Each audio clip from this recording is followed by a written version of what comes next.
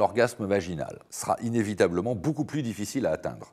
Donc, ne vous étonnez pas, mesdemoiselles, mesdames, de vous dire, soi-disant, anorgasmique, parce que vous ne parvenez pas systématiquement, voire presque jamais, à ce fameux orgasme vaginal. Il est beaucoup plus difficile à atteindre, comme je l'ai dit tout à l'heure, psychologiquement et mécaniquement. Alors pourquoi mécaniquement?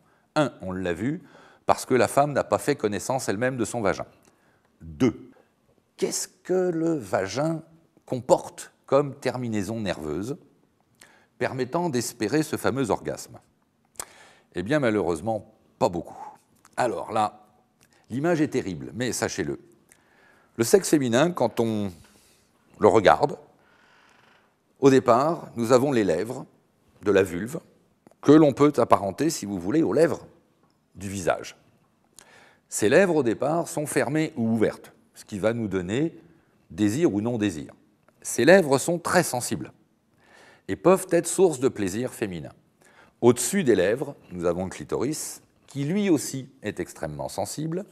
Maintenant, je visite la grotte vaginale, et là, je découvre malheureusement, désolé de le dire sous cette forme-là, une sorte de sac en plastique, très extensible, et qui ne comporte pas, pour l'essentiel, de terminaison nerveuse. Le vagin est extrêmement peu innervé. Il n'y a pas de nerfs, il n'y a rien. Qu'est-ce que je veux dire? Je veux dire par là que, madame, vous prenez votre doigt, vous allez à l'intérieur de votre vagin, vous grattez. Et c'est tout juste si vous sentirez sur quel côté de votre vagin votre doigt se situe. Alors la nature est bien faite. Je vous rappelle que c'est par là que sortent les bébés, qu'un jour il sortira quelque chose gros comme ça, et que si votre vagin était aussi sensible que votre clitoris, que la peau du gland de votre mari, eh bien déjà que ce n'est pas une partie de plaisir, ce serait un suicide assuré. Alors la nature a bien fait les choses. Le vagin est relativement peu sensible. Mais s'il est peu sensible à la sortie de la tête d'un bébé, je crains qu'il soit peu sensible à la pénétration de la tête du kiki de votre petit copain ou de votre mari, qui lui, par contre, se croit investi d'une mission divine de vous pénétrer et de vous amener au 7e ciel. Soyons raisonnables, ce n'est pas vraiment uniquement par là qu'il va y arriver.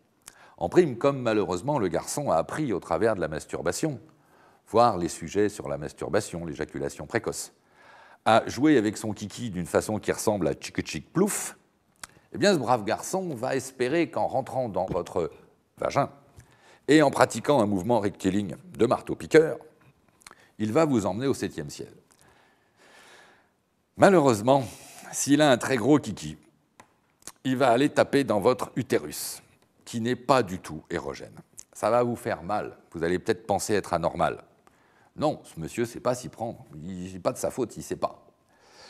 Maintenant, vous avez un monsieur qui a un kiki normal, petit, peu importe, mais qui, de la même façon, n'a qu'un mouvement rectiligne de marteau-piqueur. Eh bien, vous ne sentirez pas grand-chose. À moins que vous ayez la chance, fonction de la pénétration et de la position, qu'il se fasse un frottement au niveau clitoridien et que ce soit votre clitoris qui amène au plaisir, en sachant qu'en même temps, il y a cette légère sensation au niveau des lèvres.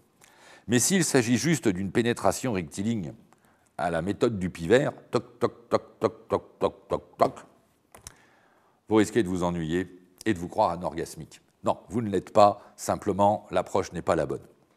Pourquoi? La seule zone dans votre vagin qui puisse être source de ce que l'on appelle un orgasme profond, c'est ce que l'on appelle la zone G, ou point G.